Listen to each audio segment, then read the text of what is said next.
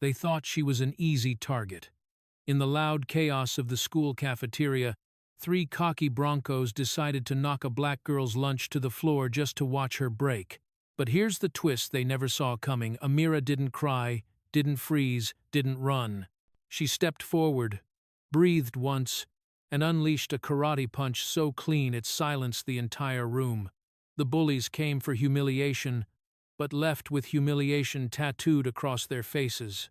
Grantville High's cafeteria roared with the usual chaos of lunchtime chairs scraping, sneakers squeaking, laughter echoing in every direction. But for Amira Johnson, stepping through the double doors felt like crossing into enemy territory. She held her lunch tray close to her chest, fingers tightening around the plastic edges as she scanned the room for an empty table. She didn't find a seat, she found stairs. Dozens of eyes trailed her like shadows, some curious, some cold, some openly hostile. Whispered comments slithered through the air behind her like invisible knives. "Who's the new girl? She's different. Typical." Amira kept her chin forward, refusing to let the sting of those hushed tones show on her face. She had survived this before being the new black girl in a mostly white school. But no matter how many times she lived it, the feeling never softened. Just when she thought she had found a small corner to sit, a wall of orange varsity jackets stepped in front of her. The Broncos, the school's loudest, cockiest, and most notoriously cruel trio. Chad, their smirking leader. Reed, always looking for trouble. And Logan, towering and arrogant as ever. Chad's lips curled the moment he saw her lunch tray. "Well, well," he said, dragging his eyes from the food up to her face. "Look what we have here." Amira didn't answer. She tried stepping to the side politely, quietly hoping they would treat her like a human being for at least one day. They didn't. Reed slid a foot out just as she stepped forward, aiming to catch her ankle. A few students who noticed gasped under their breath, ready for the spectacle of the new girl eating floor. But Amira reacted faster than he expected. Her body shifted, weight adjusting instinctively, and she stopped herself from falling. The tray stayed perfectly balanced. Reed blinked, confused. "What the?" Amira didn't say a word. She simply met his eyes with a calm, steady look that said more than anything, "I saw that, and you're not as smart as you think." Chad's eyebrow twitched in irritation. Logan scoffed under his breath. The boys had expected a clumsy stumble, a flustered apology, maybe even tears. Instead, they were met with stability, control, dignity. They hated it. Chad leaned forward until Amira could smell the mint gum he chewed to cover the stench of cheap cafeteria burgers. His tone dropped to a low, mocking drawl. "I think," he whispered, brushing imaginary dust off her shoulder with 2 fingers. "You picked the wrong place to eat." A few students nearby snickered. Others silently turned away, pretending not to see what was clearly unfolding. Amira remained still, refusing to give him the reaction he wanted. Chad clicked his tongue, disappointed. "No comeback? No attitude? Come on, new girl. Don't be boring." Emily, a girl Amira recognized from homeroom, sat 3 tables away. She watched silently, clutching her sandwich with both hands, worry twisting her face. Their eyes met for a split second before Emily quickly looked away, too frightened to intervene. Reed cracked his knuckles. Logan folded his arms like he was settling in for entertainment. The tension twisted tighter. The cafeteria noise dimmed, as though the air itself was waiting for the moment everything snapped. Then Chad leaned even closer, his smirk widening into a full-blown threat. "I think you picked the wrong place to eat." The cafeteria fell still. It was a small sentence, but everyone who heard it knew that was the first match dropped into a very dry field, and in just a few minutes, the fire would explode. That single warning spark was all it took for the storm to begin unfolding. The moment Chad planted himself in front of Amira, the cafeteria's main walkway became a stage. Students slowed their steps, their conversations drifting into silence as they sensed something ugly was about to happen. Amira held her tray firmly, her heartbeat steady but her breath tightening in her chest. Chad tilted his head, eyes narrowed with a cruel curiosity. "So tell me, He drawled loudly enough for half the cafeteria to hear. "What does a girl with your skin color eat around here?" A ripple went through the crowd, some gasps, some giggles, some awkward shifting.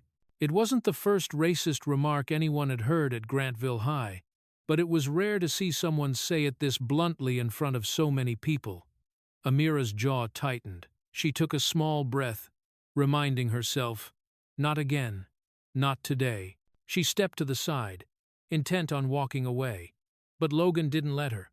He moved faster than she expected, his arm sweeping out in a single violent motion. Slap! His palm smacked the bottom of her tray with a loud crack. Time seemed to slow. The tray flipped backwards.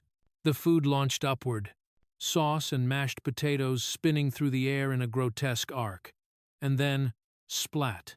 Everything exploded across the floor. Pieces of chicken, vegetable sides, bread rolls scattered like debris from a small bomb.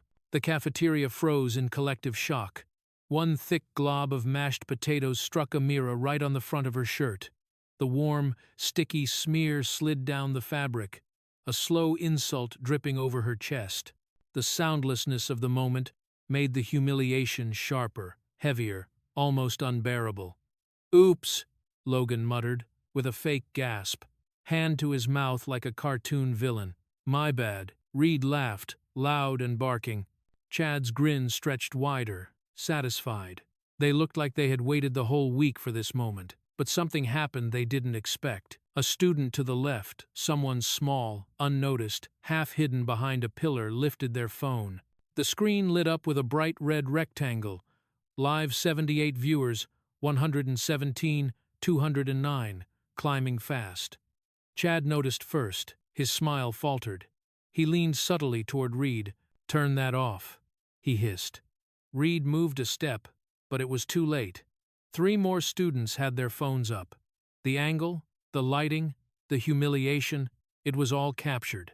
Logan, for the first time, looked uneasy.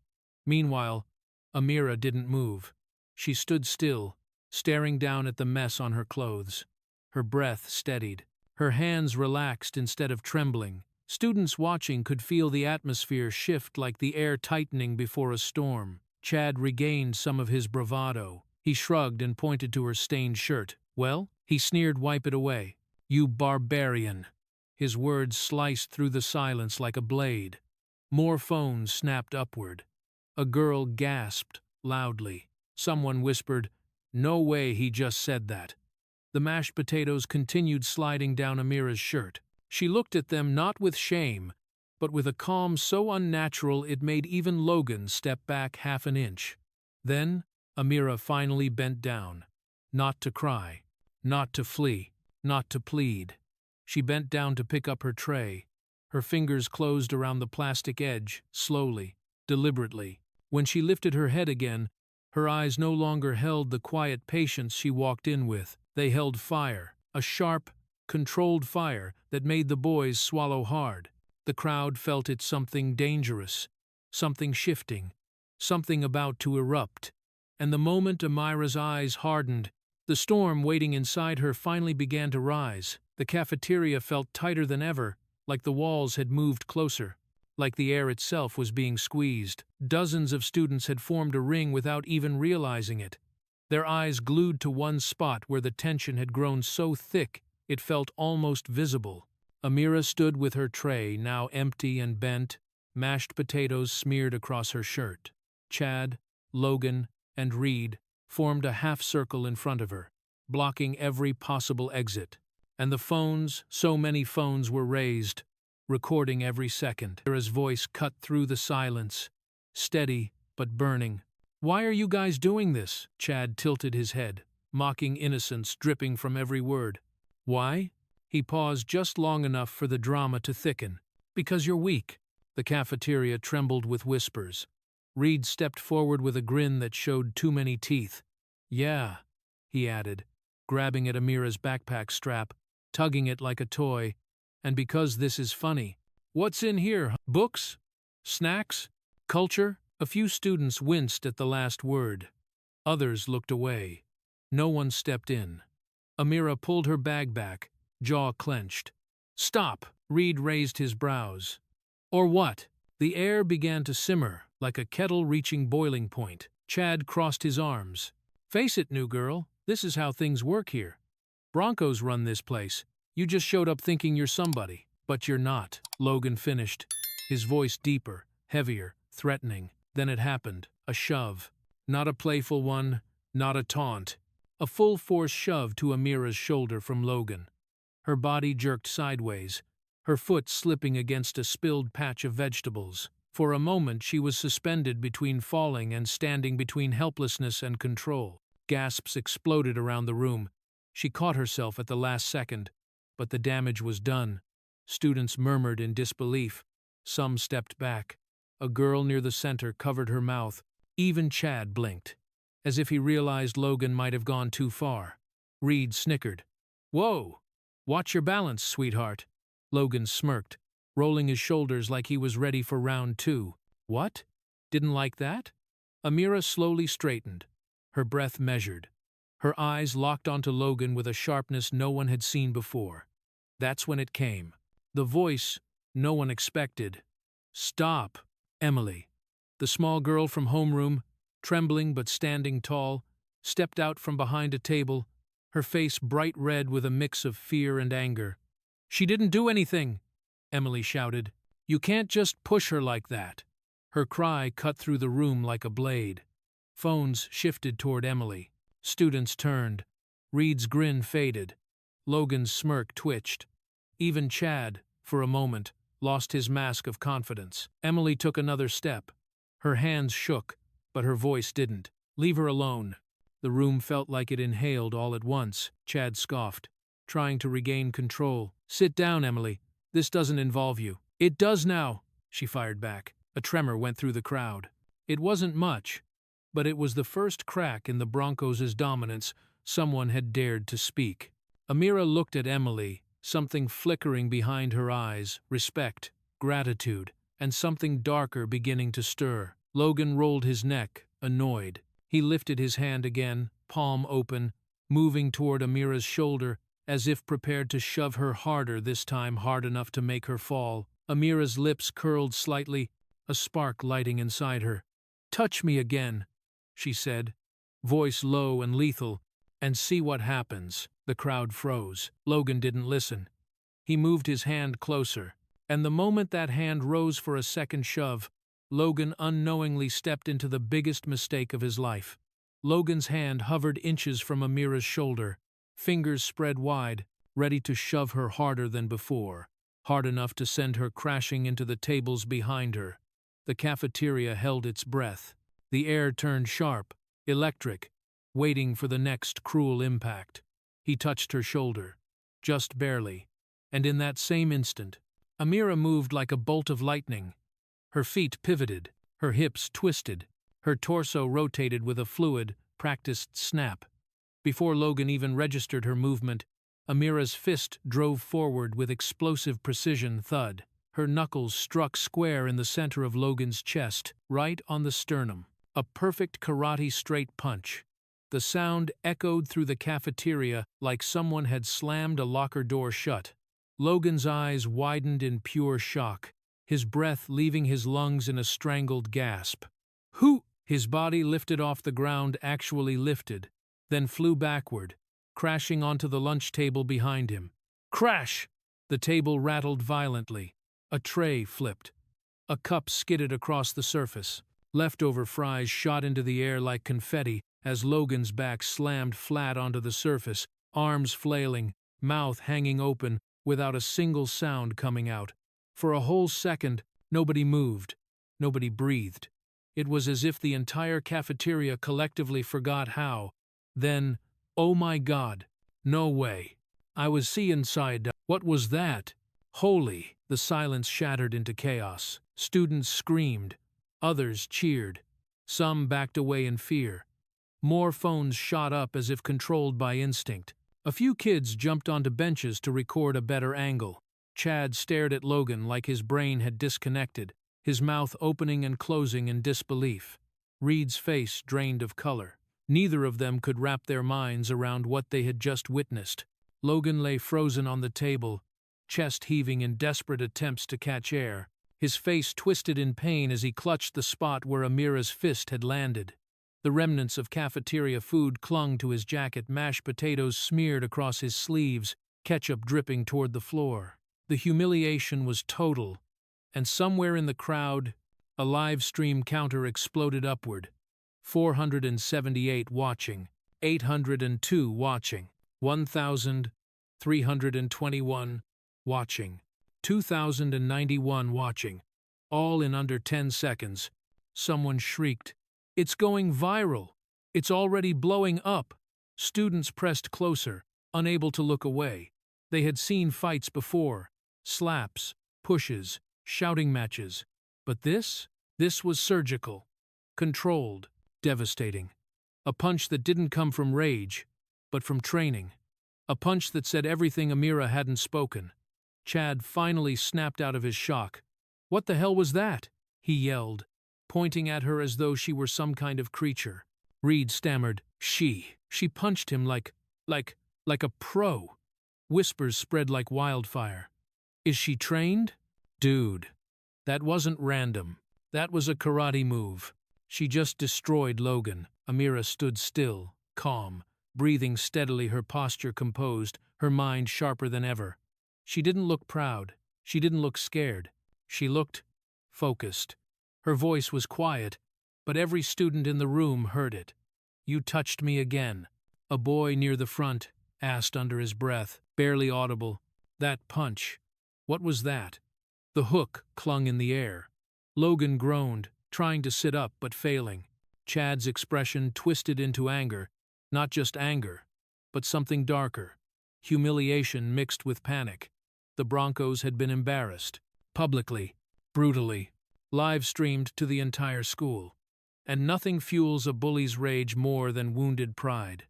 The humiliation burned deeper than pain, and that shame would push the Broncos to strike back harder than before. The cafeteria dissolved into chaos. Chairs toppled. Tables shifted. Students stumbled backward, scattering like birds escaping a predator. The air buzzed with panic, shock, and the adrenaline of something bigger than a school fight, something everyone knew would explode beyond these walls. Logan still lay sprawled across the table, chest heaving, face contorted with pain and humiliation. The imprint of Amira's punch seemed burned into his posture.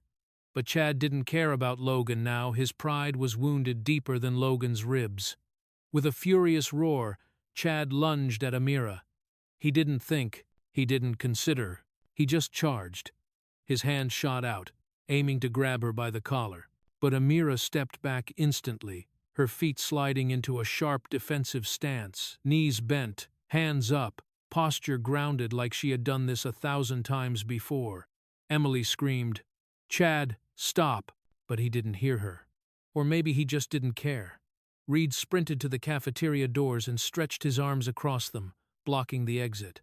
"Nobody's leaving!" he barked. "Not until she apologizes." Students gasped and backed away. A few bolted toward the side hallways, but Reed shouted at them, threatening to chase if they tried to slip past. Fear thickened the air. Amira stayed focused. Her stance remained solid. Her eyes locked on Chad. She didn't strike. She didn't move toward him. But she was ready, every muscle prepared to protect herself. Chad jabbed a finger at her, voice loud enough to rattle the windows. "Stop recording! All of you! She attacked first!" His desperation cracked through his voice. Phones didn't go down. More came up. Dozens of screens glowed, pointed directly at the trio. His lie didn't just sound weak, it sounded pathetic. Reed yelled, "Guys, shut them down! Delete the videos!" But his voice shook too. The crowd wasn't listening. They were documenting everything. "It's over, man," someone muttered from the back. "She didn't hit first." "You're finished, Chad," Chad snapped. "Shut up." He pointed again at Amira, spit flying as he shouted, "She hit Logan without warning. We didn't touch her. She started it." But then, a voice rose from the middle of the crowd. "Liar." Everyone turned. It was a student holding his phone up high, the same boy who had streamed the first shove. His live stream was still running, Tens of thousands of views now blinking on the corner of the screen. The boy spoke louder this time. "I got everything. All of it." Logan slapped her tray. Chad cornered her. Reed tried to trip her. He pressed a button and replayed the footage. The cafeteria erupted. There it was. The shove. The racist remark. The tray being smacked. Amira keeping her balance. All of it captured perfectly, no cuts. No edits. No excuses. Chad's face drained of color. Reed's arms dropped from the door. Logan groaned on the table. Someone whispered the hook under their breath, but everyone heard it. Nobody believes him anymore. He's actually desperate. Chad swung around, eyes wild. "Turn that off. You can't use that. Give me the phone." He lunged toward the boy, but Emily stepped in front of him, her small frame shaking but unyielding. "You can't hurt people just because they tell the truth." Chad's breathing turned ragged. He looked trapped, cornered in front of the entire school. His kingdom was collapsing, and he knew it. A single, authoritative voice cut through the madness. "Enough!" Every head whipped toward the entrance. A tall figure stood in the doorway, clipboard in hand, face tight with anger. Mr. Collins, the hall monitor. His arrival would flip the entire situation on its head, whether the Broncos liked it or not. The cafeteria doors slammed open so hard they rattled against the wall. Mr. Collins, Grantville High's strictest hall monitor, stormed in with the kind of urgency that made everyone instinctively straighten their backs. His presence alone could silence an entire hallway, and today it silenced the cafeteria in an instant. His eyes scanned the scene with growing horror. Logan sprawled across a table, clutching his chest, Chad practically foaming at the mouth, Reed shaking with anger near the door, and Amira standing in a defensive stance, calm but fierce. "What on earth is going on here?" Collins demanded, voice booming. Chad pointed at Amira like a child tattling. "She attacked him. She came at Logan for no reason. You need to take her now." Reed jumped in. "Yeah. She punched him out of nowhere. We didn't touch her."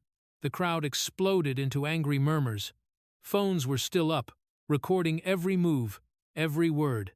Amira took a slow breath, but before she could speak, Collins was already moving toward her, one hand reaching for her elbow, as if preparing to escort her out. He had seen enough hallway fights to trust the loudest accuser, and Chad's performance was convincing, too convincing. "Miss Johnson," Collins said sternly, "you need to know." The shout slammed into the room like a shockwave. A chorus followed, "Wait, you're wrong. See the video first." Dozens of students yelled at once, their voices overlapping in desperation. Collins froze, completely thrown off. He looked around, bewildered. Hall monitors were used to taking control, not being shouted down by an entire cafeteria of teenagers. He hesitated, his hand hovering inches from Amira's arm. "What video?" he demanded. Emily stepped forward. She looked tiny in front of Collins, barely up to his chest, but her voice was steady when she lifted her phone toward him. "Sir, you need to watch this." Chad lunged forward. "No, don't show him that." But two boys stepped in front of Chad, blocking him. For once, the cafeteria wasn't obeying the Broncos. It was protecting someone else. Collins narrowed his eyes at Chad. "Step back." Chad swallowed hard and retreated. Emily tapped the screen. The video began playing, loud and unmistakable. Logan slapping the tray. Reed trying to trip Amira. Chad mocking her. The racist remark. The shove. The second shove. Everything. Perfectly documented. A full, undeniable timeline. The cafeteria watched Collins watch the video. His jaw slowly fell open.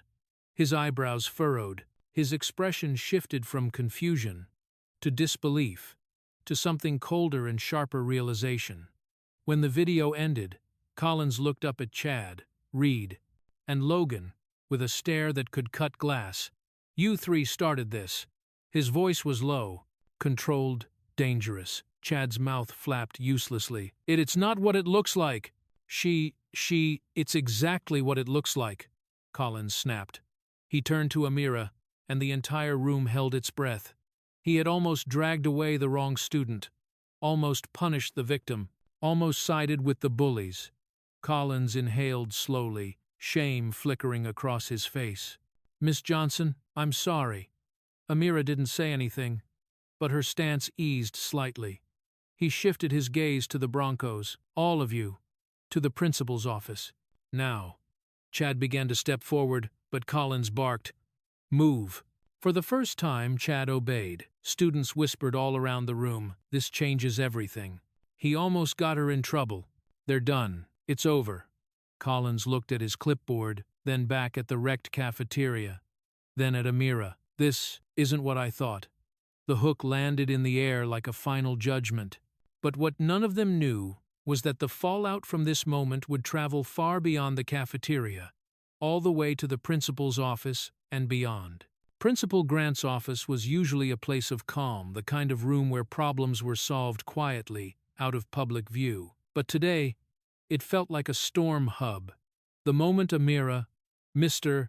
Collins, and the three Broncos stepped inside, the air thickened with tension. Principal Grant stood behind his wooden desk, shoulders tight, phone pressed to his ear. His face was pale. He wasn't talking, he was listening, and whatever he was hearing was clearly bad. Yes, Mrs. Davis, I understand, he said finally, voice strained. Yes, your son's health is important. Yes, we will take this seriously. He hung up slowly. Before anyone could speak, the phone rang again. Grant clenched his jaw and answered. This is Principal Grant. A different voice, another angry parent, boomed through the speaker so loudly that even Amira could hear. Yes, Mr. Wheeler, we're reviewing the situation. No, sir. I can't expel anyone before we finish the investigation, he winced as the man interrupted, shouting, Sir, I understand your family's contributions to the school, Grant said tensely. But we cannot, sir, please let me finish. He finally hung up, rubbing his temples. Chad smirked. Reed crossed his arms smugly. Logan, still hurting, slumped into a chair.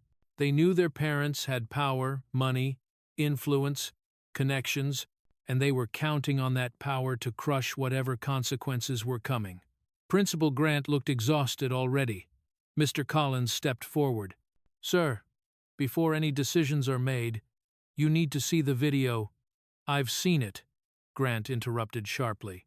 Parents have sent me multiple copies already. He gestured toward his inbox filled with emails. Then he exhaled heavily.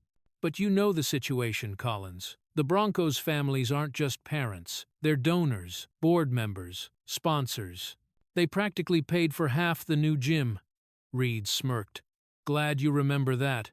Grant shot him a warning glare. So what are you saying? Collins asked, his voice colder now. That we should ignore the truth. Ignore what those boys did? Grant slammed his palm onto the desk, not in anger at Collins, but at the no-win situation. I'm saying, he said, voice trembling with frustration, that if we mishandle this, the school's reputation will explode across social media within hours. We'll have reporters outside by tomorrow morning. We'll have parents pulling their kids out. We'll have lawsuits and board pressure and what about justice? Collins fired back. Amira, standing quietly beside him, felt a knot tighten in her chest. She had expected consequences. Fear, maybe trouble, but not this political battlefield. She watched Grant wrestle between doing what was right and doing what was safe. Grant sighed. If we punish the Broncos, their families will threaten to cut funding. If we don't, the students will riot and the internet will bury us alive. He pinched the bridge of his nose. Either way, if we handle this wrong, the school will explode online. The line hung in the air like a grim prophecy. Amira's hands tightened. Collins took a step closer to Grant. Sir, he said firmly, you saw what they did. That girl defended herself. You almost dragged her away without hearing the facts. The students saw it. The internet saw it. There is a right choice here. Grant looked at Amira, then really looked at her. A girl with mashed potatoes still dried on her shirt. A girl who didn't pick the fight. A girl who had endured humiliation broadcast live across campus. A girl who deserved justice. But before he could answer, a knock echoed at the door. 3 sharp knocks. Everyone froze. Principal Grant frowned. "We're in the middle of a meeting. Who is it?"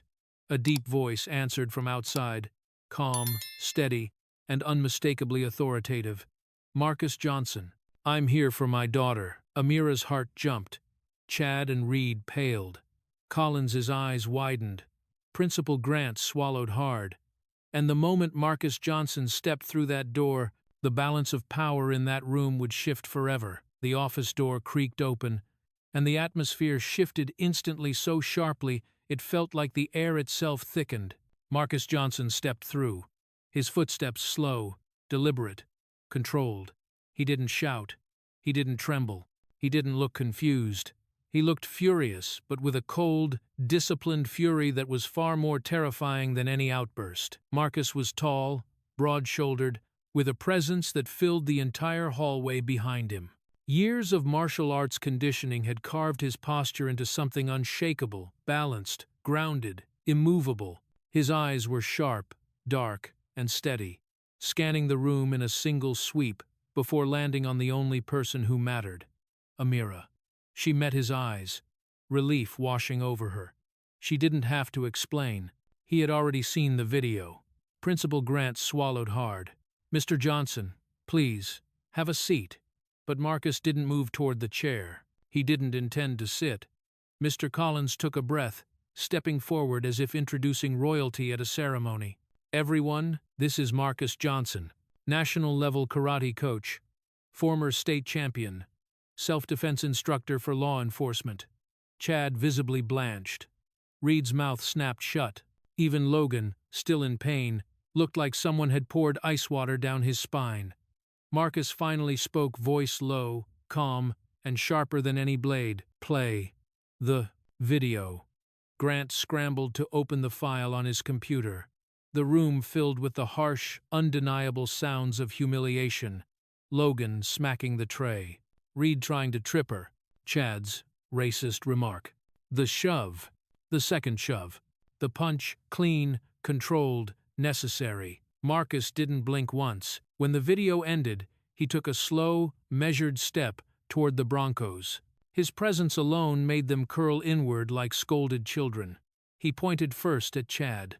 "You," he said quietly. "Why did you shove my daughter?" Chad stuttered. I didn't shove her. She exaggerated." Marcus didn't raise his voice. He didn't need to. "Tell the truth." Chad's face broke. His mouth opened and closed like a terrified fish. Then Marcus turned his gaze to Reed. "And you? Why did you trip her? Why did you laugh when she stumbled?" Reed backed up until his legs hit the office wall. I was just joking." Marcus leaned closer, voice barely above a whisper. "A joke?" Reed stopped breathing. Finally, he looked at Logan, the one who had taken the punch. Logan stiffened as Marcus stepped right up to him. "And you," Marcus said. "Why did you raise your hand to her twice?" Logan's voice cracked. I don't know." "You don't know?" Marcus repeated, eyes narrowing. "Or you didn't expect her to defend herself?" Logan flinched. The room was silent, except for the hum of the air conditioner. Principal Grant cleared his throat nervously. "Mr. Johnson, I assure you, we're working on handling this." Marcus didn't look away from the boys. "They attacked my daughter. They humiliated her. They put their hands on her twice. And now they want to lie?" He straightened, looking from the Broncos to Grant. "I'm not asking for punishment. I'm asking for accountability." His voice dropped to a chilling calm. "Why did you attack my daughter?" The Broncos couldn't answer. They couldn't speak. They couldn't even breathe normally. Amira watched them tremble, boys who once controlled the school reduced to shaking shadows. A student outside the office whispered, "They've never been this scared in their lives." Hook landing perfectly.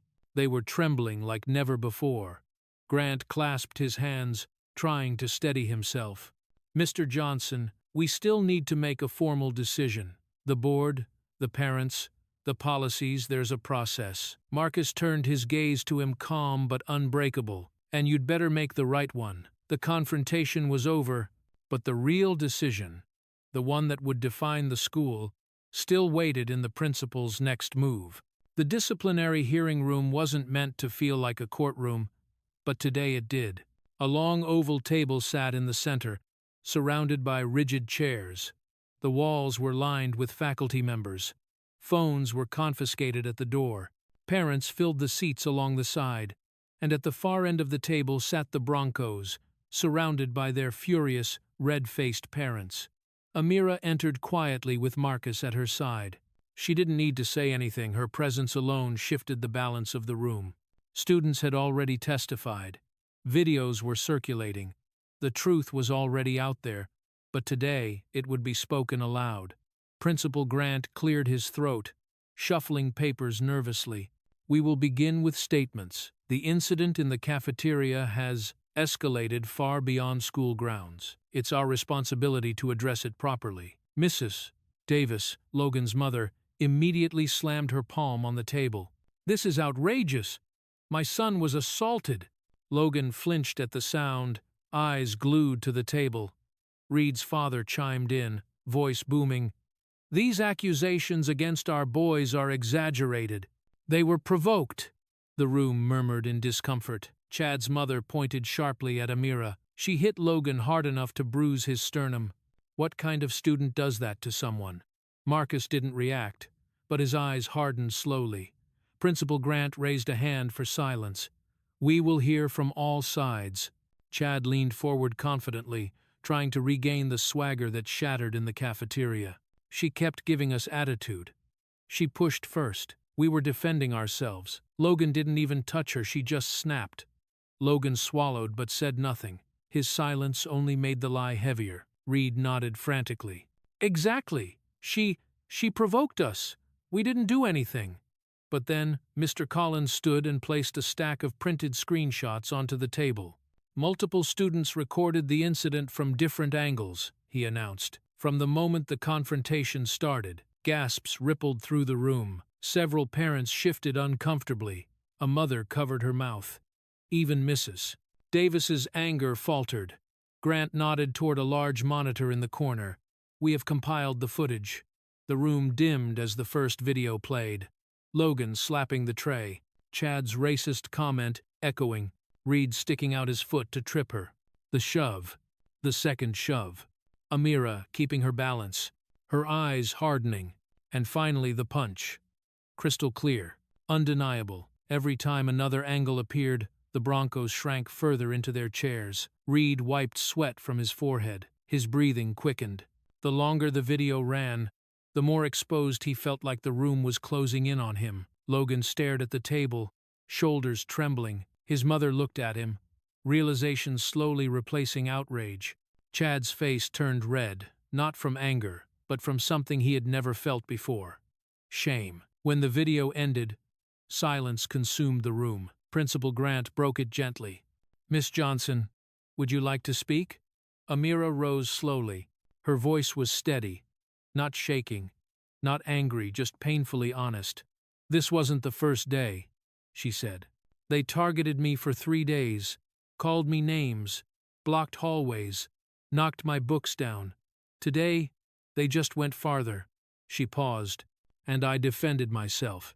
I didn't want to, but I had to. Even the teachers looked shaken. Marcus placed a hand on the back of her chair, standing behind her like a silent guardian. The Broncos' parents were speechless. Mrs. Davis whispered, Logan, is this true? Logan didn't lift his head. Reed's father stared at his son. Tell me you didn't do this, he demanded. Reed's lips parted, but no words came out. The room could feel it, the truth filling every corner, leaving no shadows for them to hide in. There was no path left for denial, no excuse strong enough, no lie big enough. The hook settled over the room like a final verdict. There's nowhere left for them to run. Principal Grant inhaled slowly, eyes stern now, and with the truth exposed so completely, the school prepared to deliver a decision that would shake Grantville High to its core. The announcement came at noon. Students flooded the courtyard outside Grantville High, crowding around the makeshift stage Principal Grant had set up. Word had spread like wildfire. The verdict was coming today, and no one wanted to miss it. Phones were already recording. Voices buzzed with speculation. Are they expelled? I heard they're getting off easy. No way, did you see the videos? What about the new girl? Is she in trouble? Amira stood quietly near the back, Emily at her side. Marcus stayed beside her, a calm but imposing presence. She wasn't shaking. She wasn't scared. She had faced worse in just a few days. But even she could feel the electricity in the air. Principal Grant stepped up to the microphone, adjusting it with trembling hands. The courtyard fell silent. Ahem, students, faculty, parents, he exhaled, eyes scanning the huge crowd. After reviewing all evidence, testimonies, and video footage from multiple sources, the school has reached a decision. The Broncos were brought forward by a teacher, forced to stand in front of everyone. The once dominant trio now looked small, pale, sweaty, stripped of confidence. Their jackets, once symbols of power, now looked like costumes they no longer deserved to wear. Grant continued, voice louder now. Effective immediately. Chad Wheeler, Reed Hoffman, and Logan Davis are being suspended for 6 weeks for acts of harassment, physical aggression, and racially motivated bullying. A gasp tore through the courtyard. Then an eruption. Some students cheered. Others clapped. A few shouted, "Finally," at the top of their lungs. A roar of outrage, satisfaction, and disbelief blended into a wall of noise that poured over the campus like a tidal wave. The Broncos' lives were changing in real time. Chad clenched his jaw, eyes darting anywhere but the crowd. Reed buried his face in his hands. Logan shook his head in defeat, his mother gripping his arm tightly from the side. Grant lifted his hand for silence. And the courtyard leaned in. After a thorough investigation, we confirmed that Amira Johnson acted in self-defense. She will not face disciplinary action of any kind. Emily let out a breath of relief. Students around them whispered approval. Even teachers nodded subtly. And furthermore, Grant added, the school will implement mandatory anti-bullying and anti-discrimination training for all athletic teams. More cheers burst out from the crowd, but the Bronx parents were enraged. This is ridiculous, Mrs. Davis yelled. You're ruining our children's futures. You're letting that girl get away with assault, Reed's father snapped. Chad's mother pointed at Marcus. This is favoritism. Marcus stepped forward, voice steady. No. This is accountability. The crowd murmured again, respectful this time. Someone shouted from the back, Broncos aren't running this school anymore. The courtyard erupted with that chant. Not anymore, not anymore. Chad's face twisted with humiliation. Reed visibly trembled. Logan stared at the ground, cheeks red with shame. Their reign was over. Their legacy collapsed in front of the entire student body. Their power built on money, fear, and entitlement shattered in one afternoon. Principal Grant closed the folder in his hands and stepped back. His voice carried through the speakers with a finality that silenced the courtyard. The Broncos' era of unchecked power ends today. The hook hung like lightning in the air. The Broncos' rule was officially over. Amira stood quietly, absorbing everything. She didn't smile. She didn't gloat. She simply breathed, knowing justice had finally reached her. But behind the relief, a ripple of uncertainty stirred. Crowds were whispering. Students were looking at her strangely, not with fear, but with curiosity, and something else she couldn't place yet. Emily nudged her gently. Things are going to change for you. Amira nodded slowly. She didn't know it yet, but the days after the verdict would bring new challenges, new attention, and a shift in her life she never expected. The next day, the cafeteria felt different. Not louder, not quieter, just different. As Amira stepped through the double doors, every conversation seemed to pause for half a second, just long enough for people to realize she was there. Then the room filled again, but with a new kind of energy, one she wasn't used to. Students looked at her with wide eyes, whispers following her across the room. That's the girl from the video. She took down Logan like it was nothing. She stood up to the Broncos. She didn't even flinch, but it wasn't fear in their eyes. It was admiration, respect, curiosity, recognition. Emily walked beside her, head held a little higher than usual. "Told you," she whispered with a grin. "People see you differently now." Amira didn't respond, but the shift in the room was undeniable. For once, people weren't avoiding her. They weren't mocking her. They weren't whispering about her because she was the new black girl. They were whispering because she stood up to the strongest bullies in the school. And won. A boy from the basketball team approached awkwardly. Hey, I, wanted to say I'm sorry for not stepping in. I should have done something." A girl from chemistry class followed. "Me too. I saw it happening, and I froze. I'm sorry." Another student added, "If anything like that happens again, we've got your back, okay?" Amira nodded politely, grateful but overwhelmed. She wasn't used to this attention. She wasn't used to people suddenly caring. Yesterday she had been invisible except to the bullies. Today, she was a symbol of something bigger. Emily nudged her again. "Popular girl energy. Enjoy it while it lasts." Amira almost laughed. She sat down at a table near the window, and Emily settled across from her. For a few minutes, everything felt normal, calm, the kind of peace she hadn't felt since arriving at Grantville High. But peace never lasts long in a place like this. Her phone buzzed. Once, twice, then again. 3 notifications, all from an unknown number. Amira frowned and slid her finger across the screen. A single text glared back at her. "You think you won?" Another buzz. "You think this is over?" A third. "You'll regret what you did." A chill ran down her spine. Emily noticed the shift in her expression. "What is it? Who texted you?" Amira didn't answer immediately. She stared at the messages, feeling the weight of the words sink deeper than she wanted to admit.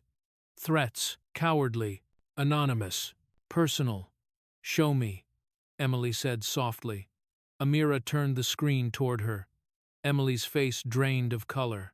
"This isn't Broncos," Emily whispered. "They're suspended. Their phones were taken. Someone else sent this." Amira looked around the cafeteria slowly. Faces, crowds, laughter, phones. Any one of them could be behind it. The admiration suddenly felt thinner, fragile, like a layer of ice that could crack at any moment. The hook settled into her chest. Who's behind the threat? For the first time since the fight, Amira realized something unsettling. Her battle wasn't over. It was evolving. And as the next moments unfolded, a new twist would shatter any sense of safety she thought she had regained. The school's small library was quieter than usual. Sunlight filtered through dusty windows, casting long stripes across the rows of old wooden tables.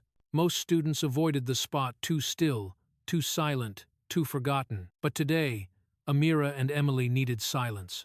Emily had dragged her there with urgency in her steps, dropping 2 thick folders onto the table as soon as they sat down. "You're not going to believe what I found," she whispered. Amira leaned forward, eyes narrowing slightly. Her phone, with the anonymous threats still displayed, sat face down beside her notebook. Emily opened the first folder. Inside were printed articles, screenshots, and old disciplinary reports, all with the same names: Chad Wheeler, Reed Hoffman, Logan Davis. Amira blinked slowly. This is all about them?" Emily nodded. "Not from our school. From their last one." She tapped the top report. "They transferred here last year. Together. All 3 of them." Amira frowned. "I thought they came from different towns." "That's what they tell people," Emily said. "But look, this says they were suspended for multiple incidents at Westbrook Academy. Fighting, harassment, property damage. Some of it racially motivated." Amira's stomach tightened.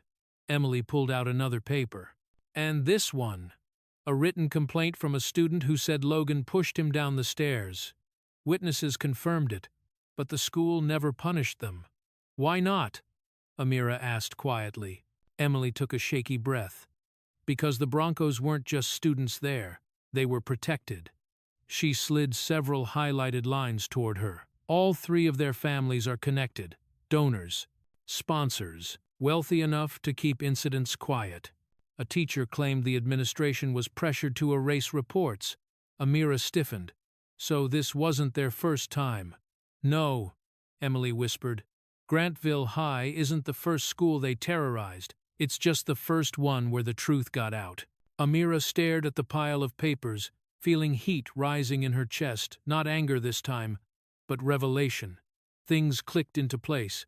Their entitlement, their confidence, their cruelty, their belief that nothing could touch them. It was because nothing ever had. Someone helped them, Amira said slowly. Emily nodded. Someone in power, someone who protected them before, maybe still protecting them now. Someone who doesn't want their reputation destroyed. The air in the library felt heavier now. Emily looked around to make sure no one was listening, then leaned closer. I don't think the anonymous threat was from the Broncos, she whispered. I think it was from someone who doesn't want you digging deeper. Someone who wants things quiet. Amira's heart thudded hard. The texts. The timing. The feeling of being watched in the cafeteria. The sudden shift from admiration to suspicion. Emily closed the folder with trembling hands. This is bigger than bullying. Way bigger. Amira stared straight ahead, jaw tightening with renewed determination. She had fought back once. She had survived the cafeteria. She had endured humiliation and threats. But this was a system.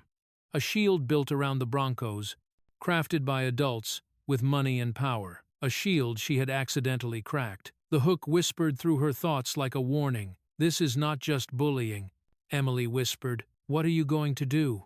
Amira lifted her phone, looking at the threatening messages once more. Her eyes hardened. I'm going to the root, she said.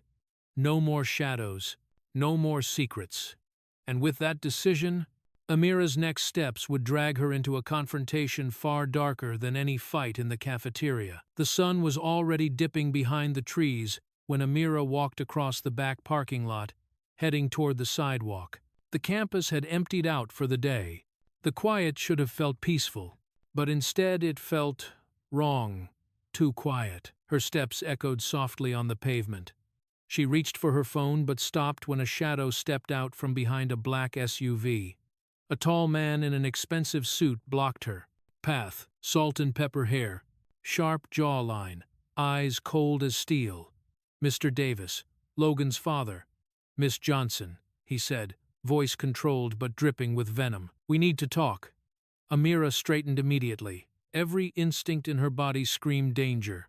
She glanced around. No students, no teachers, no cameras. Just her. And him. Mr. Davis stepped closer. You put my son in the hospital. Bruised sternum. Breathing difficulty. He paused, letting the words sink like weighted hooks. You think a suspension is an acceptable outcome? Amira didn't answer. She didn't trust her voice around him. He smiled thinly. Your punch could have fractured his ribs. You should be expelled, removed, held accountable. He leaned down, lowering his voice to an icy whisper. And I am considering filing a lawsuit against you. Personal injury, intentional harm, emotional trauma, against you, and against your father. Amira felt her stomach twist. This was bigger than school discipline, bigger than cafeteria fights. This was the kind of threat that ruined futures. She forced herself to speak. Your son attacked me first. Mr. Davis's eyes hardened. Proof is irrelevant when power decides outcomes. He took another step forward, close enough that Amira could see the reflection of her own fear in his pupils. You embarrassed him. You embarrassed me. And people like us don't tolerate humiliation. His meaning was clear. This wasn't about justice. It was about power. Suddenly, a firm voice sliced through the tension. Step away from my daughter. Mr. Davis turned. Marcus Johnson stood a few yards behind, posture calm but coiled like a lion deciding whether to strike. His presence shifted the atmosphere instantly, snapping the imbalance of power in half. He walked forward slowly, eyes locked onto Davis. You're threatening a minor, Marcus said. Not raised. Not shouted. Just cold and undeniable. Is that really how you plan to solve this? Davis laughed without humor. Your daughter committed assault. Marcus didn't flinch. Your son committed 3 days of harassment and 2 physical attacks. She defended herself, legally and ethically. Davis's jaw tightened. She humiliated him. Marcus's eyes sharpened. No, he humiliated himself. The air crackled between them. Davis stepped closer, almost toe-to-toe with Marcus. "You don't know who you're dealing with." "Neither do you," Marcus replied calmly. "Try filing your lawsuit. I'll make sure every piece of evidence goes public, every cover-up from the last school, every donor connection, every threat you've made." His voice dropped. "Lethal. You will lose more than a court case." For the first time, Davis hesitated. Marcus nodded slightly, as if confirming what he already knew. "That's what I thought." He placed an arm around Amira's shoulders and guided her behind him. Davis's eyes flickered anger, frustration, calculation. "This isn't over," he spat. Marcus didn't even turn around. "No, it isn't. And when it ends, the system you've abused will collapse with it." The hook settled over the parking lot like thunder. "This lawsuit will expose everything." And just like that, the school had no choice but to open a formal, full-scale investigation, one that would shake its foundation to the core. The school's main conference hall had never been this full. Long tables formed a rectangle in the center of the room, surrounded by administrators, teachers, and two sharply dressed lawyers, one representing the school and one representing the Johnson family. At the far end sat Marcus and Mr. Davis, facing each other like opposing generals on a battlefield. Principal Grant stood near the projector, palms sweaty as he shuffled papers. Reporters from a local news outlet waited in the lobby. The school board was watching from a video call. Everyone sensed that whatever happened today would redefine Grantville High. The lead investigator, a steely-eyed woman in a gray suit, opened the meeting. "We are here to review evidence regarding the cafeteria incident," she began. "But the situation has expanded. Our scope now includes previous allegations involving the students known as the Broncos." She clicked the remote. The screen lit up with a grid of video thumbnails, each one a different angle from the cafeteria fight. The investigators played the clips side by side, showing the progression clearly. The tray slap, the shove, the racist remark, the second shove, Amira's controlled response. There was no ambiguity, no space for lies. But then she opened a new folder. "This," she said, "is where the real concern begins." More videos appeared not from Grantville High, but from Westbrook Academy, the Broncos' former school. The room fell silent. The footage showed hallway confrontations, locker vandalism, shoves, insults, each incident involving Chad, Reed, or Logan. A few clips were blurry, others partially obstructed, but the pattern was unmistakable. Then she displayed disciplinary reports, initial complaints, teacher notes, medical slips from injured students. All of these documented incidents, the investigator said, were marked as dismissed or resolved with warning. But the timestamps, statements, and student testimonies suggest a consistent pattern of serious misconduct. Marcus leaned back in his chair, arms crossed, expression unreadable. The investigator turned her attention toward Mr. Davis. "And multiple sources," she continued, "claim that parents of these boys, particularly Mr. Davis, intervened with donations and pressure to suppress formal consequences." Murmurs spread through the room. Principal Grant cleared his throat, unable to meet Marcus's eyes. We didn't have confirmation of that at the time." "You didn't want confirmation," the investigator snapped. "You wanted silence." Davis's fists tightened. "These accusations are baseless." The investigator clicked again. Emails appeared on the screen. Subject lines like, "Regarding Logan's incident," "About the disciplinary report," "Donation commitment for the new gym pending conversation." Many of the emails were between Davis and Westbrook officials. Some contained thinly veiled threats. Others were direct offers. The room erupted into chaos. Teachers whispered frantically. A board member on the screen pinned his face closer to the camera. The school's lawyer whispered something urgently to Grant. Marcus simply stared at Davis, eyes hard as stone. The investigator raised her voice above the noise. It is now clear that the Broncos engaged in repeated misconduct, and Mr. Davis exerted financial and administrative pressure to protect them. Someone whispered the hook of the scene. No one's getting out of this anymore. Davis opened his mouth to speak, but the investigator shut her folder sharply. That concludes the evidence review. What remains, she said, is the final decision. The room fell into heavy silence. And now, all that was left was the ending. The annual school festival had never drawn such a massive crowd. Colorful booths lined the courtyard, games, snacks, music. But the real attention was focused on the stage, draped with blue and gold banners. Teachers, families, and students packed the space, buzzing with anticipation. Something historic was about to happen, and everyone knew it. Amira stood near the side of the stage, hands clasped in front of her. Emily held onto her arm, practically vibrating with excitement. "You ready?" Emily whispered. Amira exhaled softly. "As ready as I'll ever be." Marcus stood behind them, arms folded, pride radiating from him like a steady flame. After everything they had endured, the threats, the investigations, the endless accusations, today wasn't just a ceremony, it was victory. Principal Grant stepped up to the microphone. His voice boomed across the courtyard. "Today, we honor courage, we honor integrity, and we honor the bravery of a student who stood up not only for herself, but for every student who has ever been afraid to speak out." A wave moved through the crowd. Students nodded. Parents whispered. Teachers watched with emotion in their eyes. Grant continued. "We also announce that, following the investigation, Chad Wheeler, Reed Hoffman, and Logan Davis will be transferring to another district immediately. Their actions do not reflect the values of Grantville High." A roar of reaction surged across the courtyard. Some cheered, some gasped, some simply exhaled relief. But everyone knew justice had finally arrived. Grant raised a hand for quiet.